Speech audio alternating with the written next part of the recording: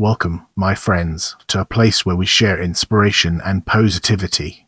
Welcome to another exciting video where we'll be shedding light on Government of the Ukrainian People's Republic in Exile. Government of the Ukrainian People's Republic in Exile, or State Center of the Ukrainian People's Republic SCUPR, was a government in exile formed following the collapse of the Ukrainian People's Republic in 1920.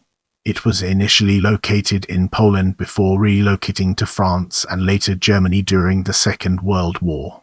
It finally relocated to Philadelphia in 1976, where it would remain until its dissolution. In 1992, the government recognized the newly independent Ukrainian government as the successor to the Ukrainian People's Republic and formally relinquished its powers to the new Ukrainian authorities. After the May Coup Poland in 1926 in the Second Polish Republic, Józef Piłsudski recognized the UN government in exile, in a covert attempt to destabilize the Soviet Union, and in retaliation for Soviet support of the Communist Party of Western Ukraine. Get ready for an exciting exploration as we unravel the mysteries of legal basis. The legal basis of the UPR government was set in the laws on the temporary supreme administration and legislation in the UPR and on the State People's Council, approved on November 12, 1920 by the Directorate of Ukraine. These acts, based on the laws of the Labour Congress of Ukraine, transferred legislative functions and control over the government of the Ukrainian People's Republic to the State People's Council. However, prior to the convening of this council, its functions were assigned to the Council of People's Ministers, and the head of the Directorate acted as the head of state, approving laws, treaties, appointments, representation before foreign states. The head of the Directorate, in case of impossibility to perform duties, was represented by the board, and in case of impossibility to convene it by the chairman of the Council of People's Ministers. With that being said, let's now move on to structure. Executive bodies: President in Chief Ottoman, the Council of Ministers. Legislative bodies: Republic's Council, Ukrainian National Council. In the upcoming section, we'll be dissecting presidents and exploring its implications in greater detail. 1. Simon Vasilyevich Petliura, Chief Ottoman. 2. Andriy Mykolaievich Levitsky until 1944, Chief Ottoman. 3. Stepan Porfirovich Vitebsky. 4. Spiridon Mykotovich Dovhal. 5. Mykola Andreevich Levitsky. 6. Mykola Vasilyevich Pavyuk. With the foundation laid, let's embark on a journey into Chairman of the Council of People's Ministers of UPR. 1. Andriy Mykolaievich Levitsky. 2. Pilip Kalenkovich Pylychuk. 3. Andriy Mykolaievich Levitsky. 4. Vyacheslav Konstantinovich Prokopovich. 5. Alexander Yakovich Shelin. 6. Vyacheslav Konstantinovich Prokopovich. 7. Andriy Ivanovich Yakovlev. 8. Konstantin Konstantinovich Pankivsky. 9. Isok Prokhorovich Muzba. 10. Stepan Ivanovich Barn. 11. Spiridon Mykotovich Dovhal 1954. 12. Simon Vasilyevich Sozomtov. 13. Mykola Andreevich Levitsky. 14. Spiridon Mykotovich Dovhal. 15. Atanas Ivanovich Figel. 16. Spiridon Mykotovich Dovhal. 17.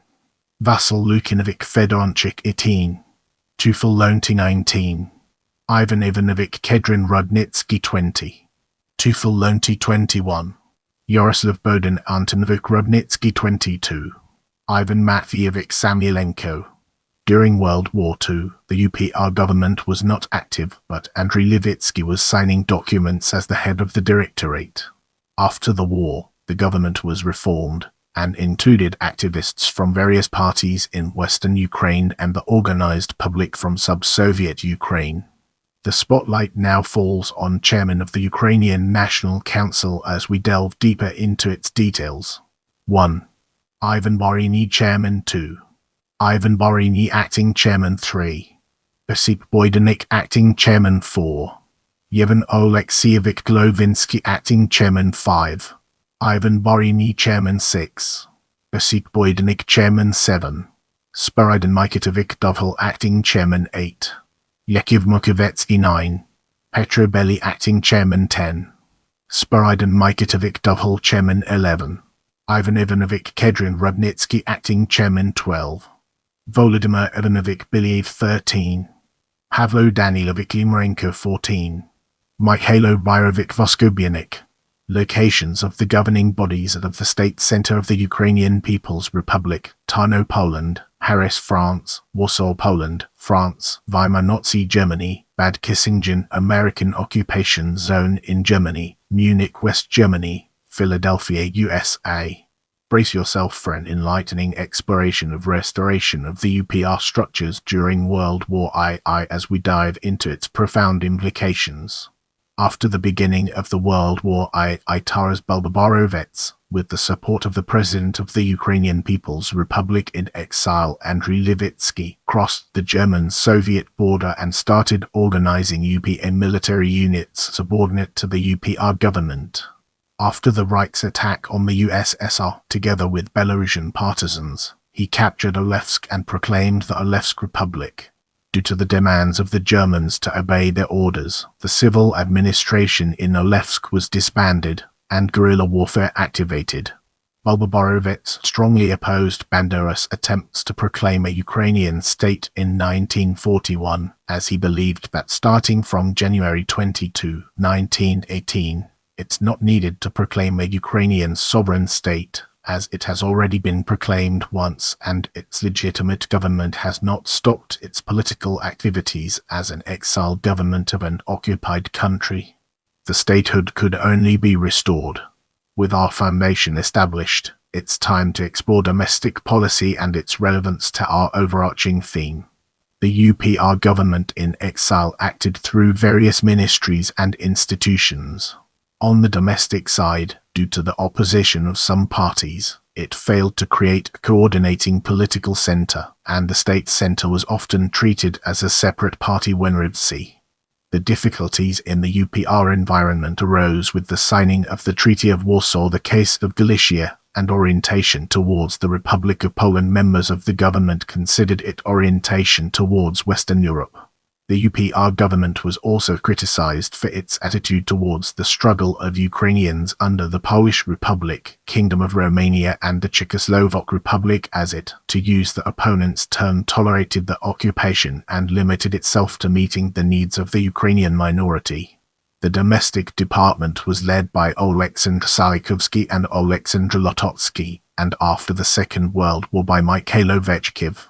The exiled government of the UPR was supported by the Ukrainian Revolutionary Democratic Party, former SV members of the Socialists Federalists Party, which formed the majority of the government. The Ukrainian Social Democratic Labour Party was not a member of the UPR government, but was loyal to it. On the other hand, the Ukrainian Socialist Revolutionary Party under the leadership of Mikita Shopoval was strongly against the exile government, together with the members of the Farmers' Statesmen Union and Ukrainian Nationalists OUN.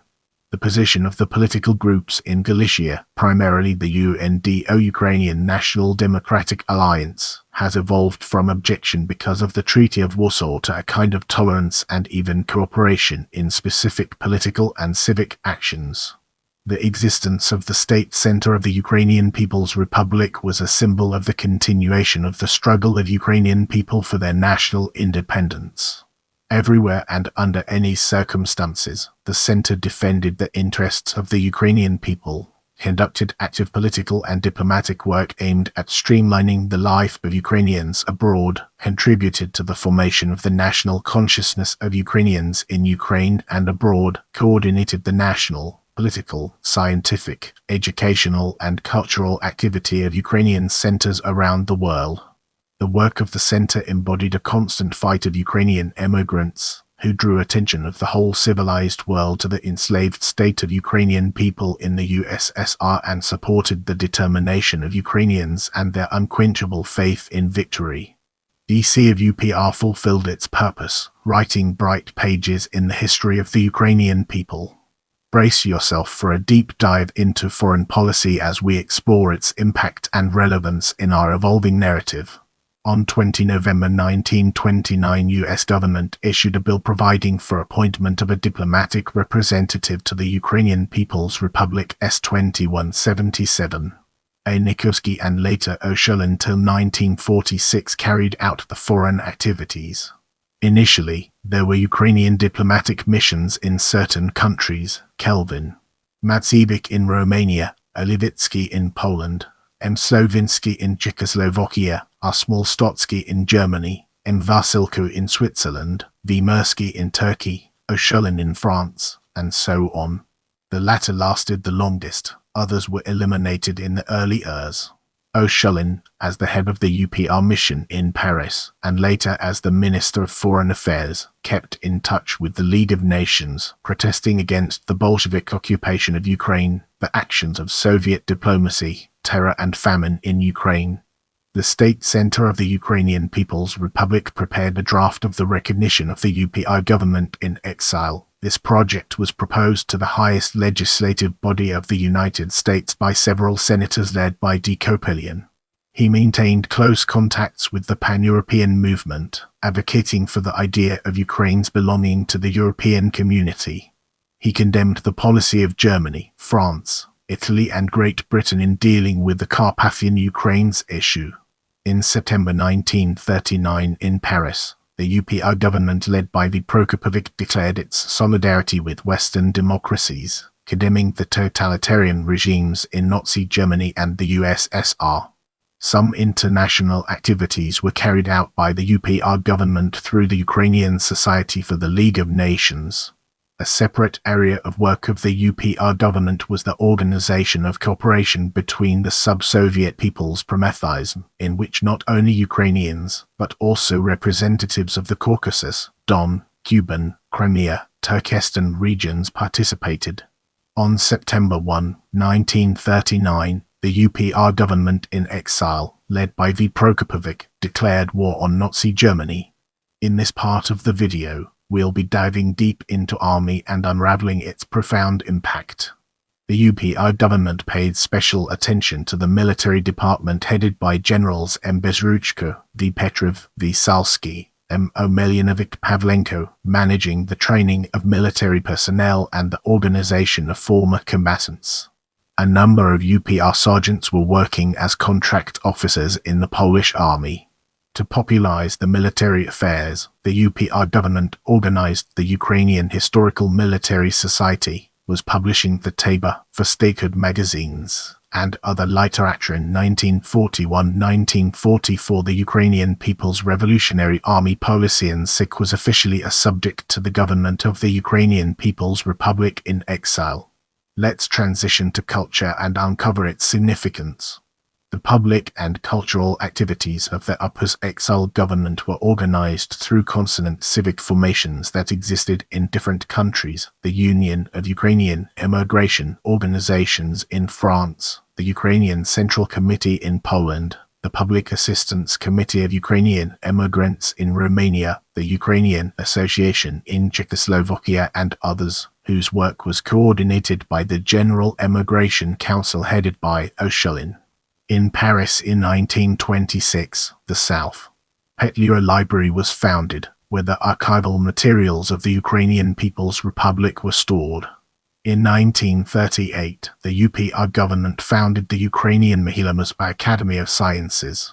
Through the activities of the UPR government, the Polish government established the Ukrainian Scientific Institute in Warsaw. The unofficial body of the UPR government was the weekly magazine Trident, published in Paris, revived in 1959. After each session of the UPR Council, the Ukrainian Information Bureau published materials and documents. Brace yourself for a captivating discussion on members of the government as we explore its nuances and implications. Government of the UPR in exile. Elected at the 10th session of the Ukrainian People's Republic in head of the government Ivan Sailenko. Deputy head of the government Mikhailo Pap.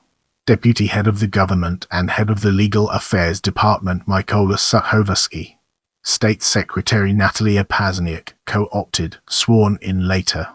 Head of Finance Department Kostlatsenko. Head of the Regional Affairs Department Mikhailo Haritz. Head of the Foreign Affairs Department Volodymyr Zyla.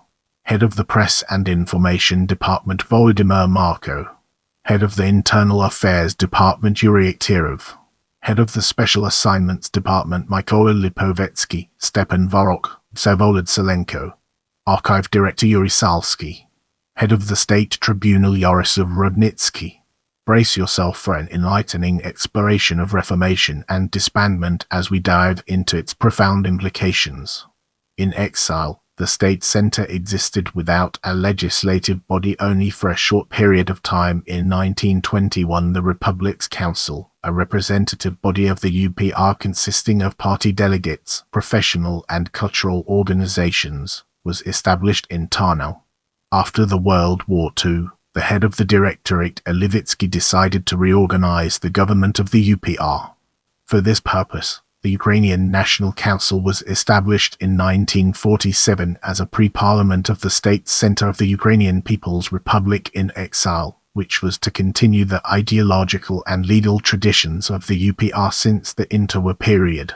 On August 22, 1992, Mykola Plivyuk, president of the Ukrainian People's Republic in exile, presented the diploma of the state center of the UPR to Leonid Kravchuk, the president of Ukraine, during a parliamentary session. This act was meant to portray that the Ukrainian independent state, proclaimed on August 24, 1991, was the successor to the Ukrainian People's Republic. According to Ukrainian law, current Ukraine is the successor state of the Ukrainian SSR that was part of the Soviet Union. Let's now enter the realm of documentary heritage and discover the fascinating stories it has to tell. The documentary heritage of the government of the Ukrainian People's Republic in exile is preserved in the funds of the Central State Archive of Foreign Ukrainica and the Central State Archive of Higher Authorities and Administration of Ukraine. If you have any suggestions for future videos, feel free to drop them in the comment section.